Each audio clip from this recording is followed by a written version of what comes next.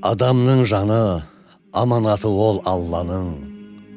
Ал аманатқа қиянат жасау арға мін. Қызылды жасыл қызықтырғанмен бұл өмір, фәни мен бақи арасы деген қарғадым. Ой елегінен өткізіп көрсең саралап, адамның жаны Алладан келген аманат. Сол аманатқа қиянат жасап күндіз түн жазықсыз жанды жатырмыз ессіз жаралап. Дүниеге құл боп, тәніңді нәпсі шырмауда, құлқың жоқ бір сәт Құдайдың сөзін тыңдауға. Ананың әппақ бал сүті тамған аузыңды, шайтанның шайы, шошқаның майы бұлғауда. Бұл жалған өмір адамға сынақ десек те, қамданбай жүрміз қиямет күнгі есепке. Баталы оймен аталы сөзді айтатын, қызыл тіл жатыр малынып ғайбат өсекке.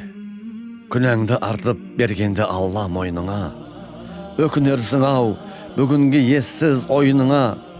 Құран ұстайтын қолыңды былғап өкінбе, харамнан тапқан дүниені тығып қойныңа. Аллаға арна жүрегіңдегі сезімді, махаббатпенен жаратпады ма өзіңді? Жалаңаш қыздың тәніне келіп қатайсың, Алланы танып білсін деп берген көзіңді. Бұл жалған өмір өтерде кетер бір демде.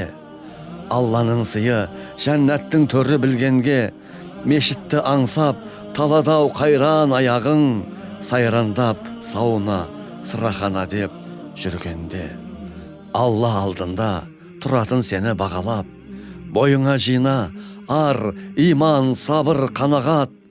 Ұмытпа бауырым, 12 мүшең күнертең, жаратқан ием қайтарып алар аманат. Жаратқан ием қайтарып алар аманат.